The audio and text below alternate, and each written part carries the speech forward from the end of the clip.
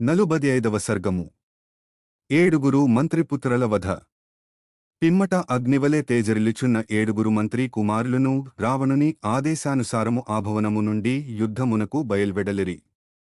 వారందరును మహాబలశాలురు, గొప్ప ధనుర్ధారులు, అస్త్రవిద్యలలో సుశిక్షితులు, అస్త్రవేత్తలలో శ్రేష్ఠులు, హనుమంతుని జయించుటకై ఒకరిని మించి మరియొకరు నేనంటే నేను అని ఉబలాటపడుచున్నవారు. వారి వెంటనున్న సైనికులు కూడా మహాబలసంపన్నులు. అశ్వములను పూంచిన వారి రథములు బంగారు తెరలు గలవి, ధ్వజపతాకములతో అలరారుచున్నవి, మేఘగర్జనల వలె రణధ్వనులు గావించుచున్నవి. అమిత పరాక్రమశాలురైన ఆ యోధుల ధనుస్సులు మేలిమి బంగారు కాంతులతో చిత్ర విచిత్రములుగానున్నవి. వారు రణోత్సాహముతో మెరుపులను విరజిమ్ముచున్న మేఘముల వలె విలసిల్లుచు ధనుష్టంకారములను గావించుచుండిరి. 80,000 మంది కింకర రాక్షసులు రణరంగమున నిహతులైన వార్తను ఎరింగి, వారి తల్లులు, బంధువులు, మిత్రులు మొదలగువారు శోకసంభరాంత చిత్తులైరి. మేలిమి బంగారు ఆభరణములను దాల్చిన ఆ మంత్రి కుమారులు ఒకరితోనొకరు పోటీపడుచు వనముఖ ద్వారముపై చేరి యుద్ధసన్నద్ధుడైయున్న హనుమంతునిపై దాడి చేసిరి.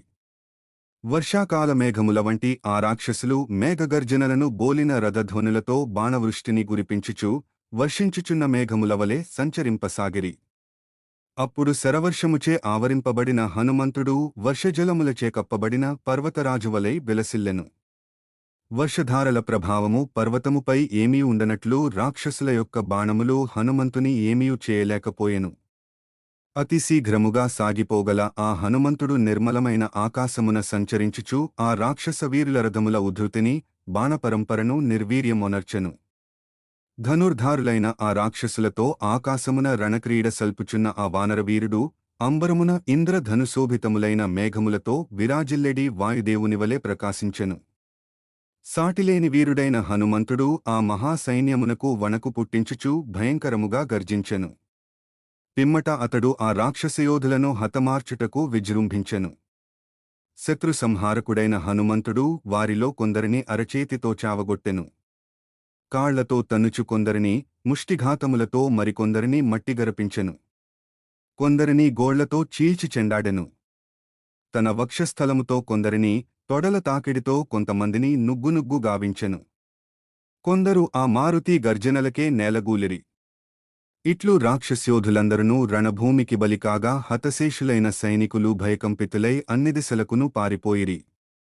ఏనుగులు ప్రాణములను బట్టి వికృతధ్వనులు గావించెను, గుర్రములు నేల కొరిగెను, రథములపై కప్పులు, ధ్వజములు, ఛత్రములు ముక్కలు ముక్కలై రణభూమి ఎందంతటనూ చెల్లాచెదరుగా పడిపోయెను. సమరభూమి ఎందంతటనూ శత్రుసైన్యముల రక్తము కాల్వలుగట్టెను, లంకయంతయు వివిధములైన వికారధ్వనులతో మార్మోగెను.